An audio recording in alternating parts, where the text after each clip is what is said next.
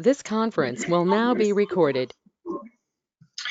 And I'm delighted to invite Dr. Richard Jacoboff to deliver. I'm very pleased that he's willing to do it. A talk that introduces the disease risk analysis process and the process of facilitating a participatory version of that analysis. And so he's going to go through an overview of it. I think he's going to give an example as well. But before I give anything else away, I'm going to hand over to Richard so he can give his introduction and then we can get started. Okay, thanks very much, Jamie, and welcome everybody to this webinar. This is a topic that I've been involved with for quite a long time and I'm very passionate about. So passionate, in fact, that I've written a little song about, which I'll share with you now. DRA, you little star, how we wonder what you are. Help us shed your twinkling light to understand what we might, so disease won't seem a fright, because we'll manage it just right. I think one of the important roles of a facilitator is to set the tone. And while this is, a serious topic, I think a light tone helps to bring, helps to relax people and create an environment in which everybody feels they can contribute, because I've already made a fool of myself. So as a wildlife, I just want to say that I am going to use a bit of script for this because I'm got a tendency to go off on tangents, and so this will keep me on track and we can use the time we've got available as well as possible. So I just wanted to say, as a wildlife vet based in zoos but working at the interface between captive and free living wildlife, I've found myself needing to identify and manage disease risks that arise through the interaction of wildlife with domestic animals, with people, and the environment that they share. The process and tools that I use are based on those published in the Manual of Procedures for Wildlife Disease Risk Analysis, jointly published by the IUCN Species Survival Commission and the World Organization for Animal Health. And that is available, if you're not aware of it, that's available for free download at the CPSG website. And just like any wildlife conservation planning exercise, if you can get a wide range of stakeholders together to share their knowledge and perspectives, then you're likely to get a much more widely and robust, widely accepted and robust disease risk analysis than doing it on your own. So in this talk, I'm going to share with you some aspects of how I go about facilitating a multi-stakeholder DRA workshop, and I hope you get something out of it. So as Jamie mentioned, I've got a couple of case studies that I'll use to kind of show you how this process translates into real life. And I'll use the first case study to discuss issues to consider in facilitating the process, both before the workshop, during the workshop, and after the workshop. I'll then use a second case study to show you how Caroline Lees and I integrated a DRA into a conservation planning workshop. And then there'll be a Q&A session, but I'll also stop and check for any questions a couple of times during the presentation. So these are the two case studies. The first one is based on a standalone DRA for a species translocation that focuses on the eastern barred bandicoot. And the second one is this DRA that's integrated into a one-plan approach conservation planning process, and that focuses on an animal called the Bellinger River snapping turtle. But before we get into that, it's really important that everybody involved understands some of the basic terminology that's used, the definitions of that terminology that's used in the DRA process.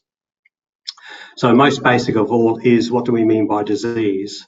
And by that we mean any impairment of the normal structure or physiological state of a living organism resulting from its physiological response to a hazard, where a hazard can be infectious or non-infectious. So by infectious, we could mean bacteria, viruses, fungi, or parasites. And non-infectious could include toxins, toxic chemicals, an excess or a deficit of specific nutrients, and anything that can cause physical injury. So this is a broader definition than most people might use. What we mean by risk is the likelihood of the occurrence and the likely magnitude of the consequences of an adverse event or effect to an organism's health, where consequences may be biological, economic, or something else as defined by a specific risk analysis question. We'll get to that shortly. So an easy way to think about risk is as a formula of likelihood times the consequences. Obviously, if either the likelihood or the consequences are negligible, then the risk is also negligible. So the risk analysis process is composed of 5 elements. The problem description, which sets the context, the identification of hazards, a risk assessment, risk management, and risk communication. Now, a frequent confusion is, what's the difference between a risk analysis and a risk assessment? So here you can see that a risk assessment is actually one step in the risk analysis. And what that involves is the evaluation of the likelihood and consequences of the entry, establishment, or spread of a hazard in a specified population or environment. And the risk assessment process can be either qualitative or quantitative, or a mixture of the two. A basic premise of wildlife DRAs is that the health of people, animals, and the environment they live in are interconnected, as shown on the left in the One Health diagram. The conservation medicine approach, shown on the right, further works on the principle that a disease manifests as a result of the interaction in factors associated with the agent, the host, and their shared environment. So this is the wildlife DRA framework. Now, you can see there the problem description, hazard identification, risk assessment, risk management, and risk communication steps that I mentioned before. But we've added a 6th step, which is implementation and review. And that is because in a workshop environment, we want to make sure we don't just come up with a risk assessment and the ways of managing it, but an actual action plan to implement those risk mitigation actions, and then a process to review how effective they are. Note also the central position of risk communication. That is really important because it starts right at the beginning and it continues all the way through, remembering that this is a multi-stakeholder process. Also notice that it is a cycle, and what we mean by that is it's an iterative process that generates information, and the implementation of the DRA will also generate more information, which can then feed into another iteration and hopefully a refinement of the initial one. And this isn't actually very different to the standard CPSG planning cycle, and that'll become evident when I go to my second case study.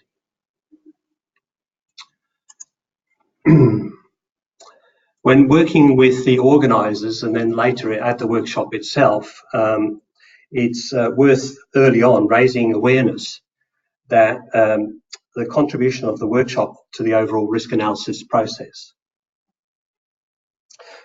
To make the limited time available at the workshop as productive as possible, a good deal of work must be done and circulated beforehand. This includes a comprehensive literature review and may incorporate some preliminary disease simulations using software such as Outbreak.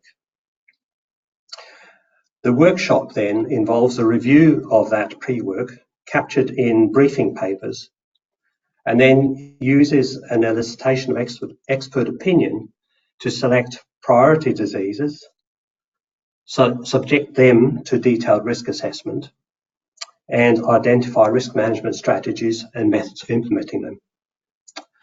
The outputs of those two steps are integrated in a revision of the briefing notes and ultimately end up as a final report.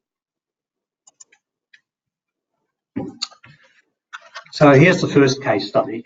As I mentioned, this focuses on the eastern barred bandicoot, a critically endangered marsupial with a current population of around 1,200, but all of them derived from just 19 founders.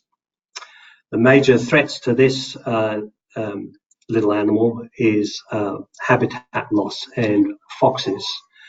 And however, the breeding program under more controlled conditions has been so successful that now, in order to continue to increase the population, the recovery group had to look for alternative sites outside the historic range of the species. And so this DRA focused on disease risks associated with that translocation. So before I go on to the pre-workshop facilitation, are there any questions or clarifications?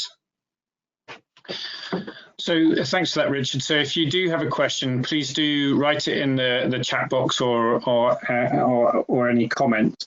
And Richard, I have one just very briefly, which was you made the point about risk communications being central. Maybe this is a question that maybe would come out later on, but it's going to be interesting to see how that the fact that it regularly touches the planning process and there's comms happening at each of those stages, and that's not something that comes out strongly from other planning processes that I've seen, including our own one.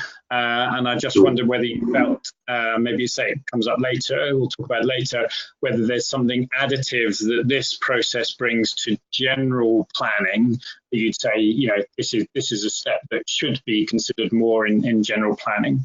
But maybe that's a kind of a note for you to keep at the back of your mind, and we can talk about it in the open discussion. Yes, I mean, it is actually the most ignored step in this process, and I think it certainly has something to tell us about conservation planning in general. Thanks. Okay, if there are no other questions, I'll go on to show you how we applied the process to this eastern barred bandicoot workshop. So the first two steps are to establish and guide the planning team, and then to, with them, identify stakeholders and potential workshop participants. And the facilitator's role here is to help the planning team to clarify its purpose and get themselves and invited participants ready for it. Ideally, it's always good to have a government policymaker involved from the outset, because quite often you're going to need that person's support in order to implement whatever recommendations come from the workshop. This is also an opportunity to consider the possibility of including any people who are on a development track of learning CPSG facilitation and could be mentored by being involved in the facilitation of the workshop. Just to clarify, what I mean by stakeholder is anyone who has relevant knowledge or influence or is impacted by the disease or measures needed to mitigate the threat.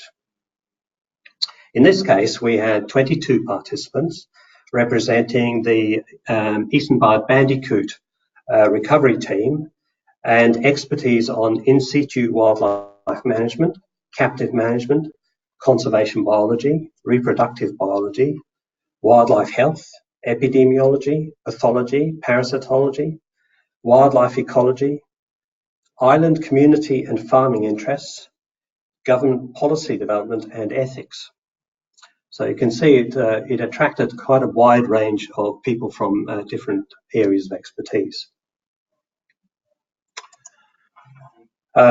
At the outset, it's common for the planning team to need some help to clarify and articulate what they want to achieve from the DRA. And a way to help them is to ask them to clarify the DRA's goals and questions.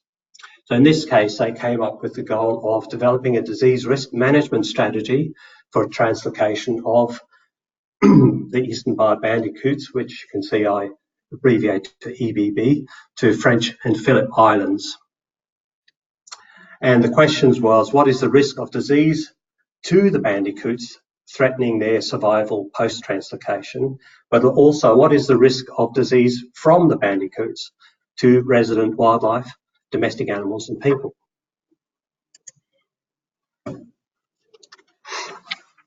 Asking questions about the scope, focus and justification for the DRA helps the team members to further clarify their intentions and what the limits of the DRA are.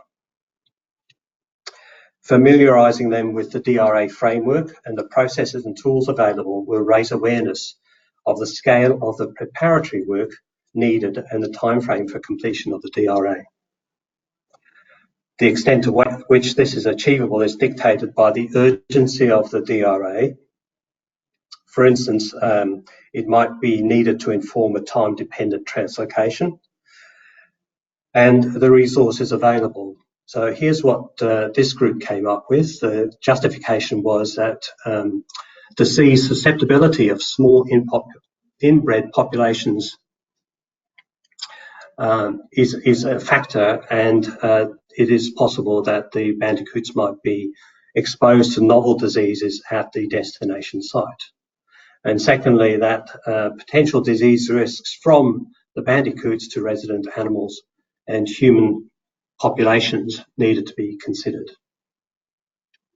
The scope was the translocation of the bandicoots from several mainland sites to these two offshore islands outside the historic range, but fox-free and with suitable habitat.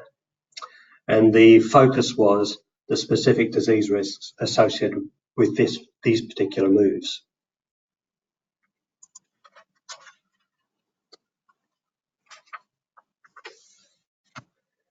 By the time you get to the workshop, you will have equipped everyone with a copy of the briefing notes and drafted a detailed schedule with the planning team. In developing the schedule, you'll have talked through and come to agreement on the process and tools to be used to achieve the workshop goals. However, always think of this as being a draft, even at the beginning of the workshop, because things will arise during the workshop, almost invariably do, that weren't anticipated or might need to take the discussions in a direction that wasn't anticipated. And as I mentioned at the outset, the facilitator, I think, has an important role in setting the tone, gaining consensus on a working agreement at the outset, clarifying your role as a neutral guide through the process, and bringing a positive and light-hearted energy to the room. That all help to encourage a productive and relaxed atmosphere.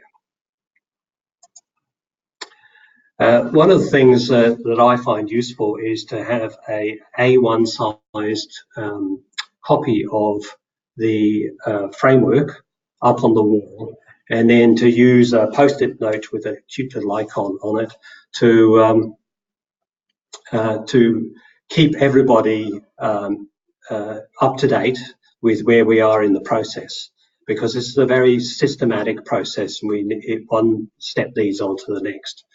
And so I find this quite a useful little technique.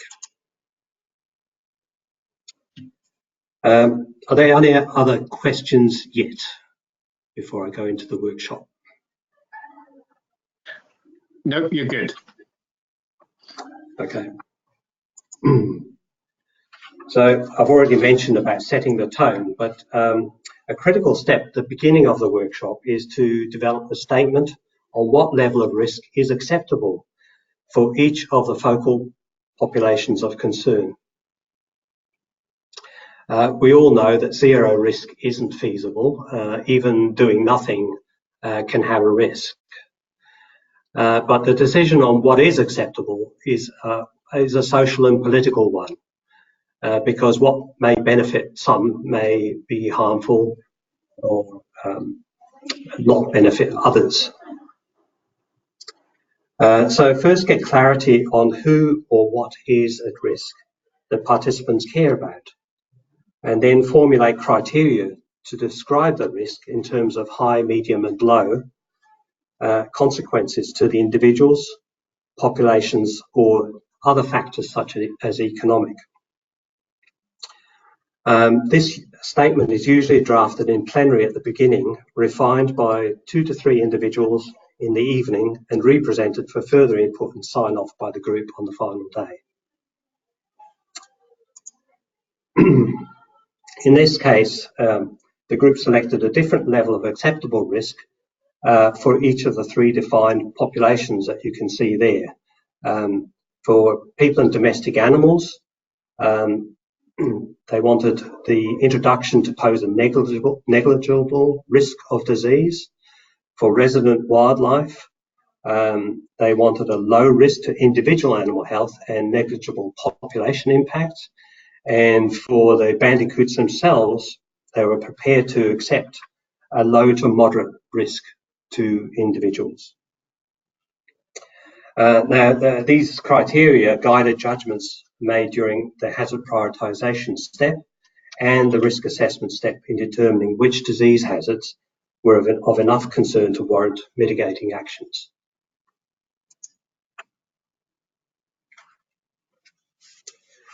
So the initial plenary session will usually feature 1 or more talks to set the scene, and in line with other CPSG planning workshops, a DRA benefits from grouping components for detailed discussion by small groups, who then present their work to plenary for further discussion and integration with the whole. I tend to aim to include a broad representation of expertise and perspectives in each group of something like 4 to 8 people, making sure that each one includes key experts on the particular topic.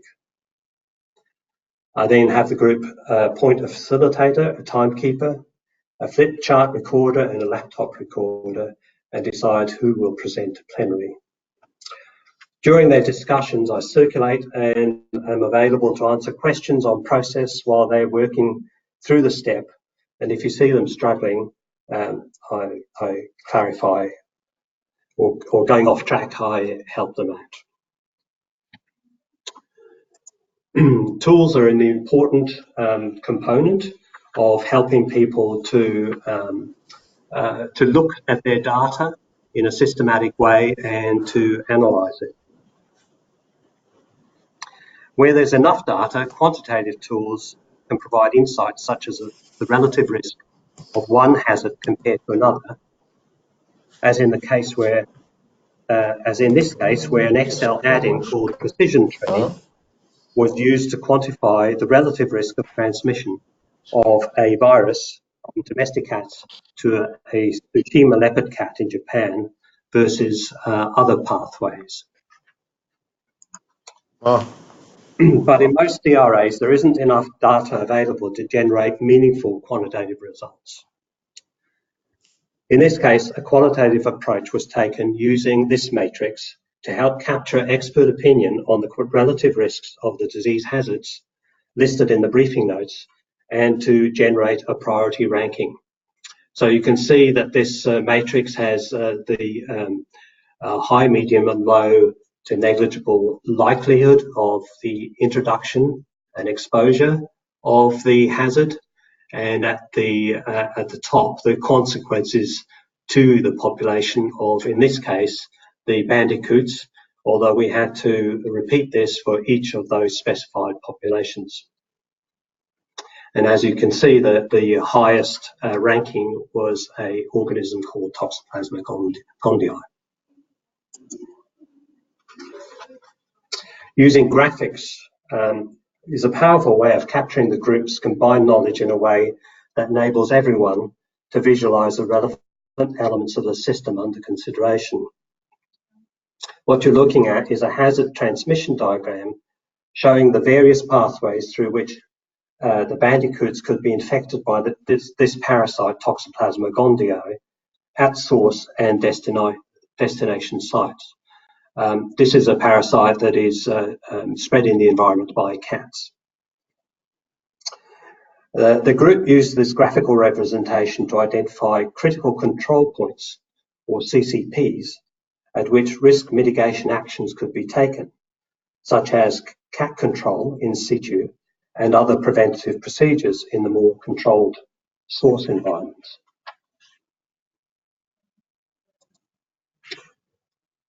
I also provide participants with a worksheet template to capture all the information generated through the DRA and the framework for the final report.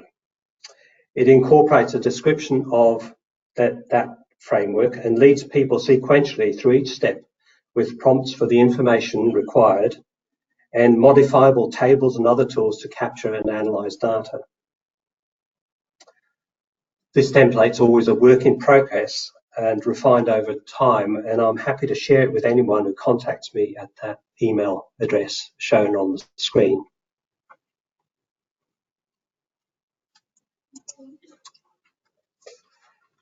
The DRA should be based on analysis of the best available evidence, but there will always be a level of uncertainty due to knowledge gaps.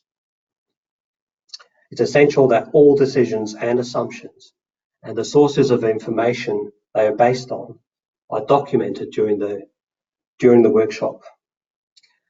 Make sure that the recorders capture knowledge gaps during discussions, as these will provide a basis for identifying priority actions that could improve future iterations of the DRA. So here's an example of a table that captured some of the areas of uncertainty influencing the density of infective Toxoplasma oocysts in the environment, how susceptible the bandicoots are to this infection, and their ability to mount and maintain an effective immune response.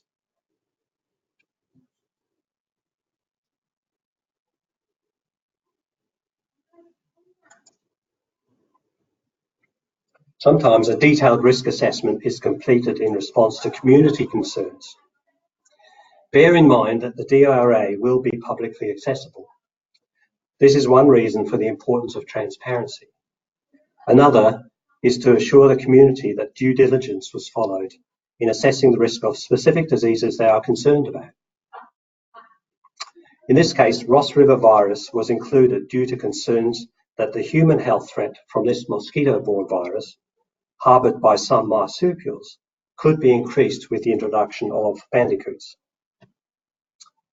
In the end, the risk assessment found that the likelihood of eastern-barred bandicoots contributing to this risk, based on current evidence, is low to negligible. However, the organisers were able to go to the community and assure them that a robust risk assessment had been done on this particular risk.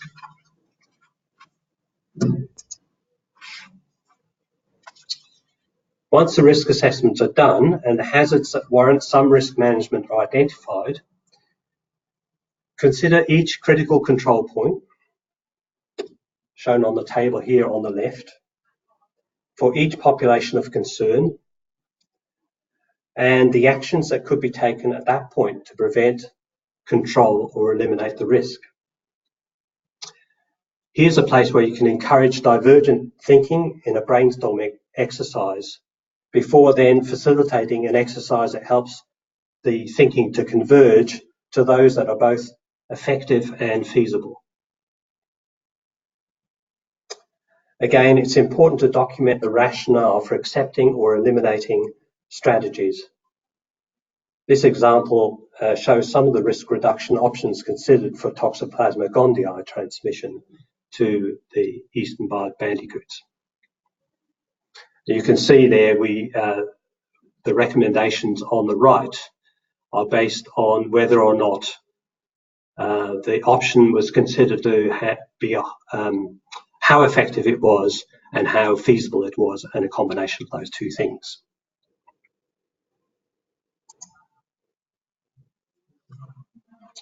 The next and final step of the DRA is implementation and review. While you've got the group of stakeholders in the room, this is the time to get consensus on what and when risk management actions will be taken and who will be responsible. This table shows one example of how that can be captured. However, what's missing from this one is a field to capture the deadlines. Notice that the last two columns capture the measures of success and the data that would need to be gathered to track progress. Important to define those at the outset.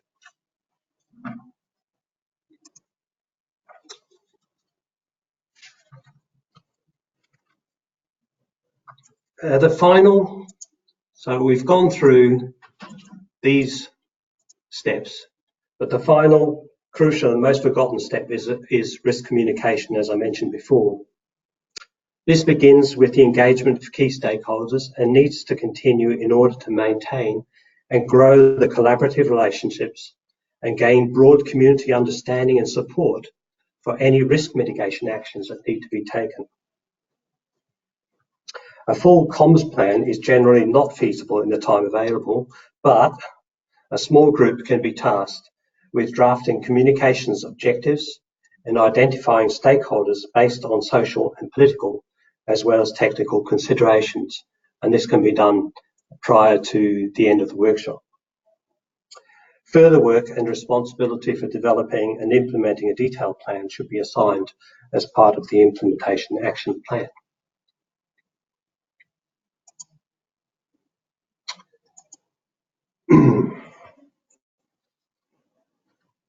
Just before I go on to the second case study, are any questions? So Marta is asking whether there are any criteria that need to be met in order to be able to class any given risk into the categories negligible, low, moderate, high, etc., or is it somewhat subject to experts' opinion?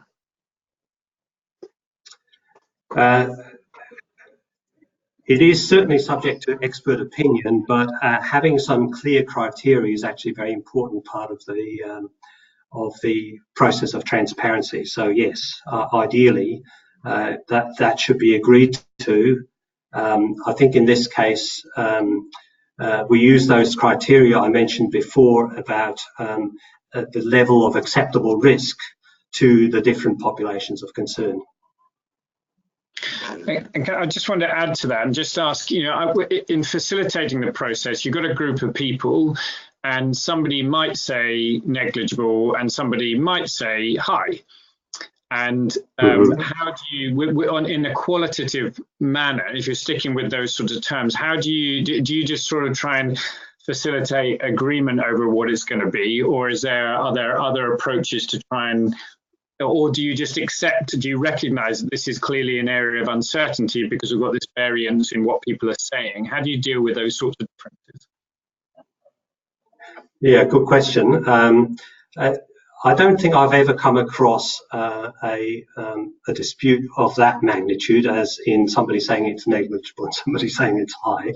But sometimes, there is discussion about, should it go in the high, the moderate, or the low area, and generally, it's. I think the use of the matrix, where people can see, they kind of have a visual of how each hazard relates to all other hazards, is a very useful way in which to gain consensus. And so, given that, and again, it's useful to clarify this at the beginning, that at what level are you going to require mitigating actions? And generally what people agree to is that if the risk is high to medium to high, then those are the ones that should have a thorough risk assessment and potentially mitigating actions. But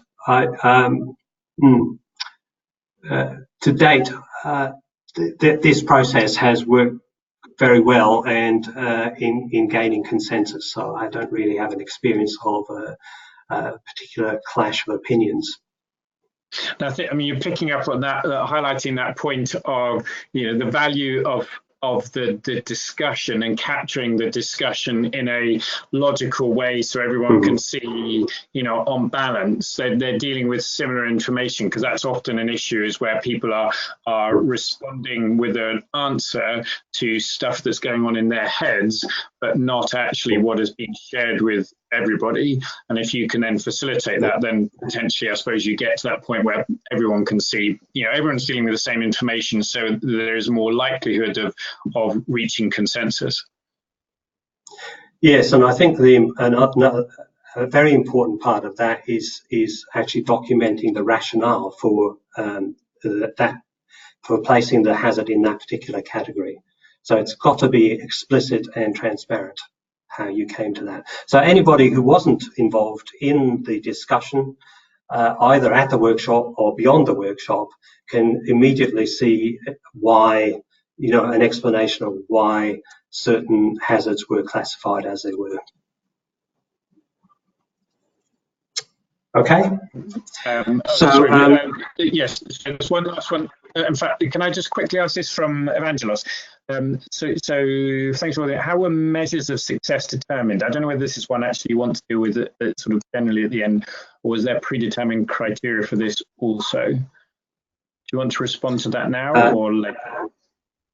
No, we can. No, so the criteria for success were determined by by open discussion and the development of consensus. And I think that if you have the right people in the room, with usually people will defer to the opinions.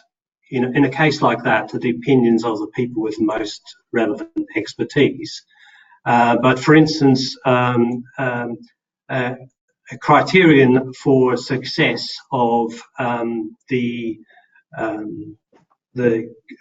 control of cats on these islands was clearly the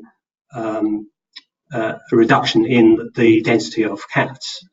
And so it was more a case of people taking responsibility for implementing and monitoring that than it was, because it was just a logical criterion. But again, those criteria I mentioned in terms of the risk to the three defined populations of concern were continuously gone back to, as was the statement on acceptable risk when going through those discussions. Thanks, Richard. Well, let's carry on to the next case study. Okay, so this is much shorter, but I just wanted to give you an example of how a DRA can be integrated into a broader conservation planning exercise. So this is the Ballinger River snapping turtle, and you can see it's pretty unwell. It's an endemic animal, restricted in range to a particular river in New South Wales, and in fact one of its tributaries. But it suffered a mass mortality in 2015 that killed most of the adults. And the cause of that mortality took some time to uncover. And however, because it was so extensive, an immediate action was taken to capture a number of healthy adults and put them into captivity in the hope of establishing an insurance breeding program.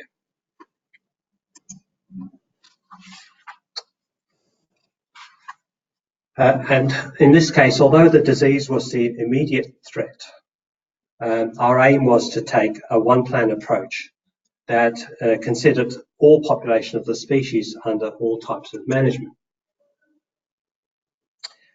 So we had to consider all known and potential threats that could have created the conditions for this disease to appear and could influence future outbreaks. In this case, Caroline Lees brought her conservation planning expertise to facilitate the non-disease threat mapping and analysis, while I facilitated DRA in parallel with a smaller group. The two groups then met separately, but came together periodically to share updates and get further input from the wider group. And on the final half day, the groups jointly synthesised the recommended strategies and actions to create a draft action plan over the next 5 years. So this next diagram kind of shows how the two processes ran in parallel.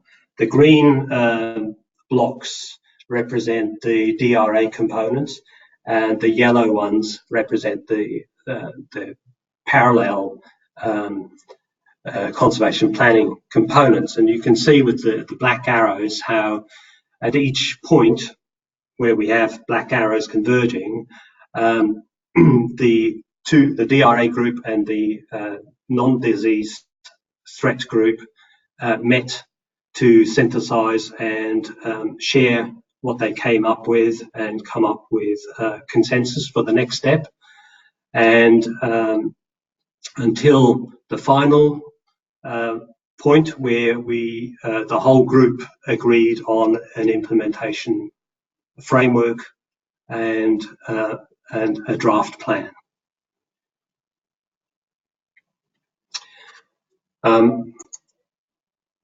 I just want to briefly talk about probably the step that might take, actually in some ways, the longest, and that is facilitation doesn't end at the end of the workshop. In fact, in some ways, it's just the beginning. Because generating a final report can take several days of work, and sometimes that can be spread over several months. Although the guts of the report will be derived from a combination of the briefing notes and workshop outputs, the facilitator needs to guide organisers in the production of the final document so that it's clear, a true representation of the stakeholder consensus achieved during the workshop, and robust enough to stand up to expert and public scrutiny. This generally involves a lot of back and forth between those who commissioned the report and the facilitators. Differences in availability and communication through different time zones can add delays that need to be anticipated. So it's something important to discuss at the outset with the organisers so that they have a clear understanding of, and the deadlines agreed to reflect the complexities involved. And that is the end of the presentation, and I'm very happy to field any other questions there may be. Thank you very much, Richard. So if you've got a question, you've got two options. You can either write it in the chat box, or if you want to turn your mic on, I will have a look and then queue people up. So right away, or turn your mics on, whichever you would prefer. Just sort of following up, actually, Richard, with what you were saying then about that post-workshop aspect. I'm feeling it at the moment because I was running a workshop in Morocco last week, not on disease risk analysis at all. But then that process, I was realizing, reminding me the value and the critical importance of identifying really good working group recorders who are going to synthesize, make sure they capture accurately really what was said, not just copy the flip chart notes, but really write down the logic and some of the nuances of what was said. And that makes a massive difference as to how easy it then is to create that draft, post-workshop report. And so identifying those people in advance and perhaps doing a bit of training with them, or giving them some templates beforehand to know what they're going to try and fill in their working groups, I think is a massive help to you, and it really hits you if you've not done that step. I feel your pain. Yes, very, very, very true. Okay, so anybody got any questions they would like to ask?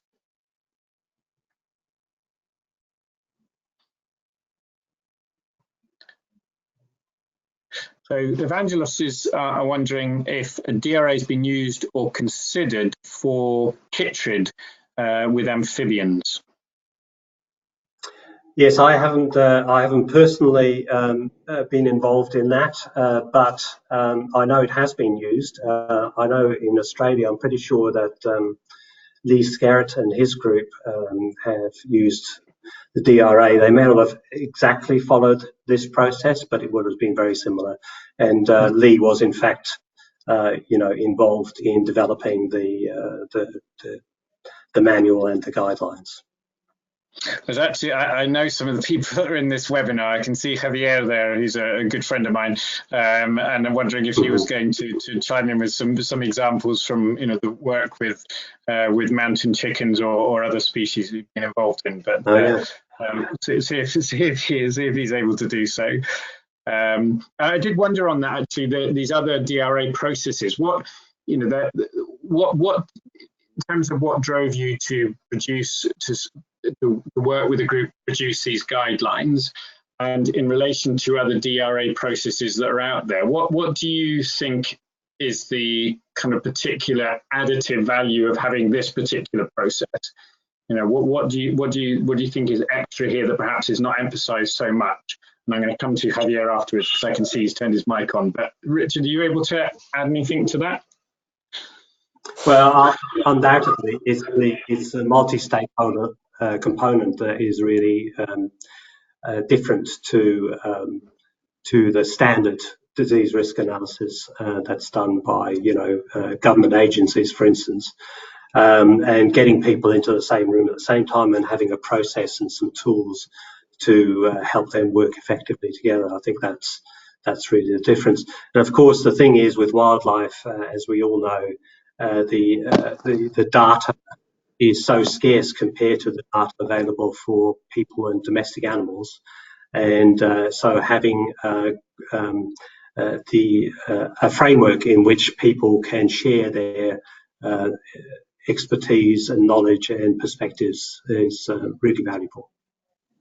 Thanks. I'm keen to hear from you, Javier. Yeah. Sorry, I managed to turn on my mic when I found it. Just because you, Jamie, made reference to me. My experience, two things. All the risk assessments I've done in the past have been almost like winging it based on what was available at the time. Richard, your work has been very interesting. I haven't had time to use it, and I always thought that it was a bit too cumbersome, too much stuff going on. Your talk has been very enlightening, has been very nice. I've never been to one of your of these ones before by you.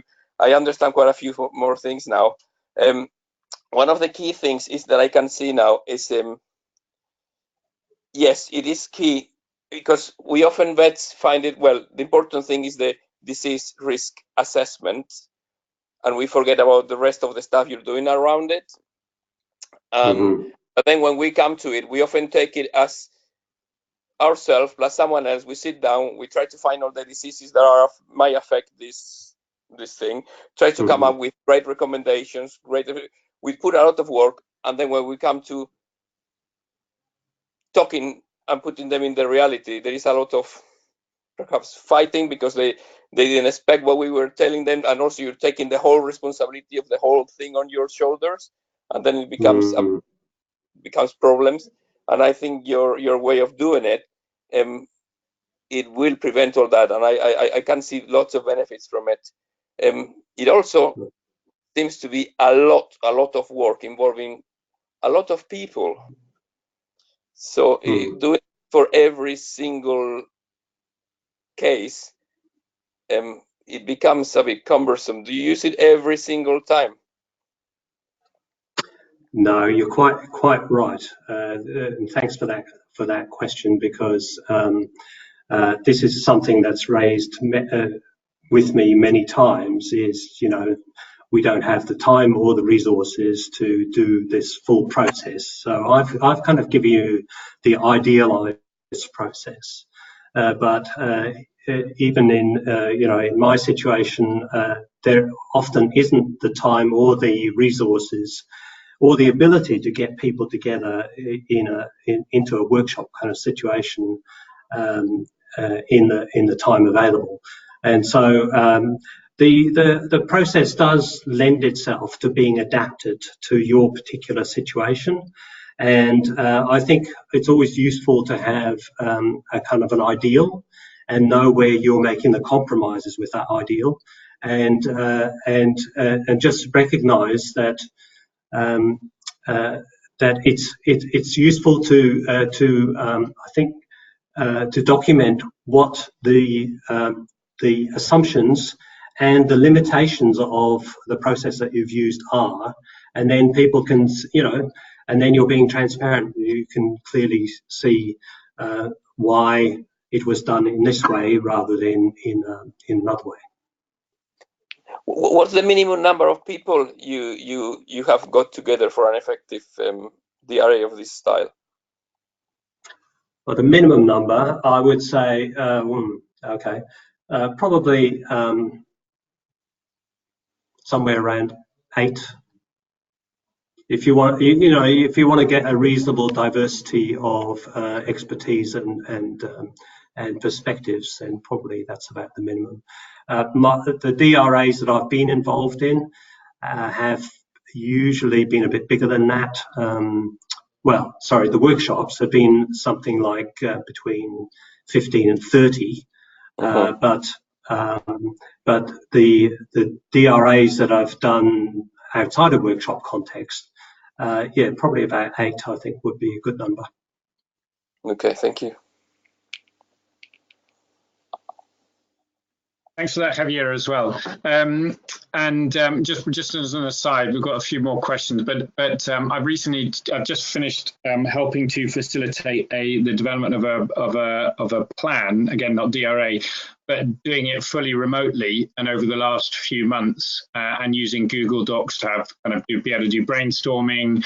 And while it's far from perfect, if you are able to have a sort of drop-in sessions and sort of work with people for shorter periods of time, but overall a longer time frame, then you can definitely get a lot more value than you'd get out of trying to do it by yourself or just doing things by email. So I think it's becoming easier to be able to facilitate at least groups that around about that smaller number that you're talking about remotely, even if the idea would be to bring them together.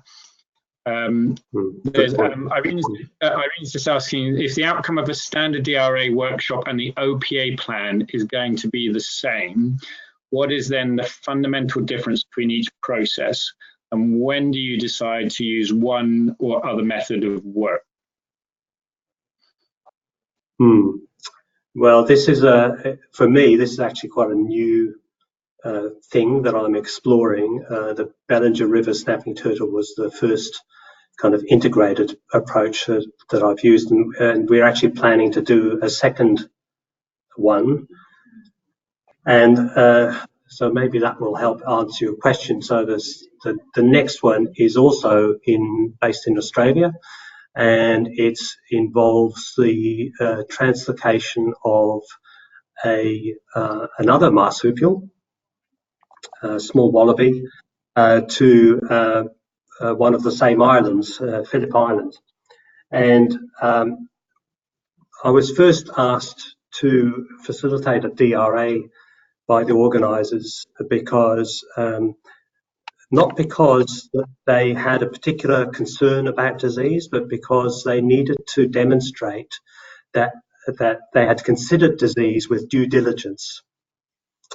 But after talking it through to them, I realised that the bigger concerns that they had were to do with the potential impacts of this marsupial on the community, in particular the farming interests, and so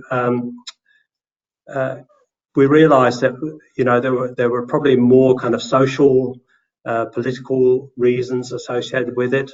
Plus, there was a concern that maybe there wasn't sufficient suitable habitat and food for them.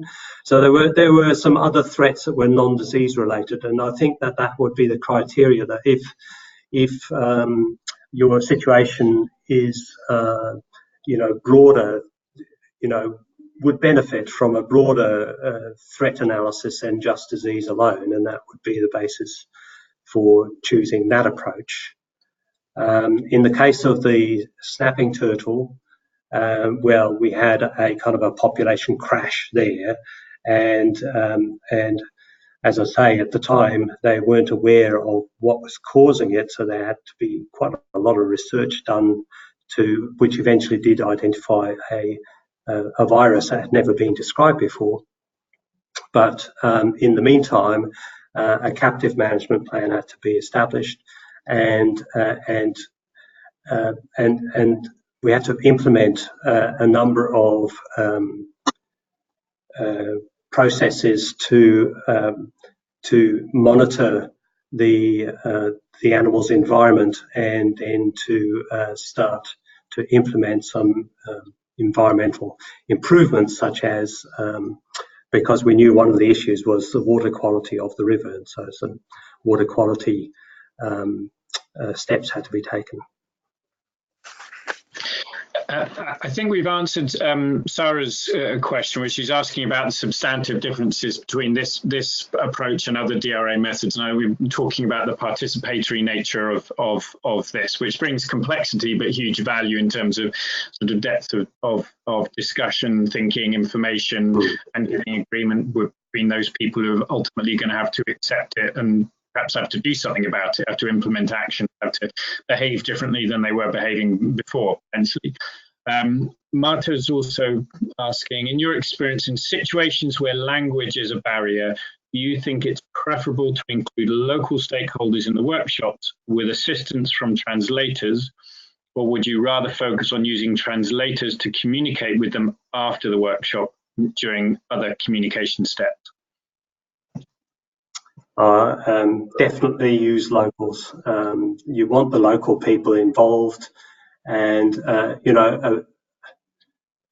think a really important principle is inclusiveness. If you don't have the inclusiveness from the outset, then the likelihood that you're going to get any recommendations accepted goes down quite a bit. So I really only have two examples I can draw on. One is in Chile, where we ran a short training course on this, and we used a simultaneous translation. However, I found it worked okay, but a number of people there didn't speak very much English. I don't speak nearly good enough Spanish, and so it did actually slow the whole process down. And I found it difficult then to get a rapport with the group. In Brazil, part of the selection criteria for people attending that training workshop was that they had a reasonable grasp of English. Although we had plenty of Portuguese speakers involved who could translate if needed, I found that much more satisfactory. But definitely having local people involved from the outset, very important. And I mean, although it may add a little bit of extra time, as long as those local people are able to speak in your language or the language of the lead facilitator of the process, and perhaps you can involve them a bit beforehand anyway. Arriving a day or two earlier, going through what they are going to be facilitating within the working groups with them, so they're comfortable or at least familiar with the process. Can mean that you, as potentially still a lead facilitator, you can step back a bit and allow for the preferred language to take over, because people can get on with the process, and you can sort of float between groups and just check things are going in the right direction, check in with the working group facilitators, rather than having to necessarily check in with through translators with with people that might be there. Then I'm aware of the time, so I'm going to have to wrap it up there. Olivia is just pointing out that it was great to thanks to Richard and to Javier for talking about the workshop with stakeholders versus a couple of experts writing the document, and that being a really good discussion to have. Richard, thank you so much for this webinar. It's been super cool. I should know this process, and I was worried about calling it disease risk assessment and you telling me off, and I couldn't remember which one, but I got it right, and now I will never make that mistake again. So thank you very much indeed for the webinar. Thank you to everyone who's commented and been here. Just as a sort of a signpost, if you want to talk a bit about expert opinion, there is actually a webinar on our CPSU website around expert elicitation, which is a particular process for encouraging experts to give information and to reach some sort of agreement around what they feel is close to the truth. So that's worth having a look at. And Richard also mentioned Outbreak, which is a piece of software produced by Species Conservation Toolkit Initiative, which if you go to scti.org or .com, I can't remember now which, but you'll be able to find out more about that and other software from partner organisation of ours to find out more about that. So Rich, thank you very much indeed. If anybody wants to get this webinar afterwards, we will be putting it on our website, and I'm just sorting out the webinar for next month, and I should have done it earlier, but I'm waiting until we get back. But I'll send around a circular once we've got that sorted. If anybody in this group would like to deliver a webinar and related to species conservation planning in some way, shape or form, or has suggestions about ones they'd like to hear about, then please do email me, let me know, and we'll see if we can add it into the mix. So goodbye for now. Thanks everybody for coming. All the best.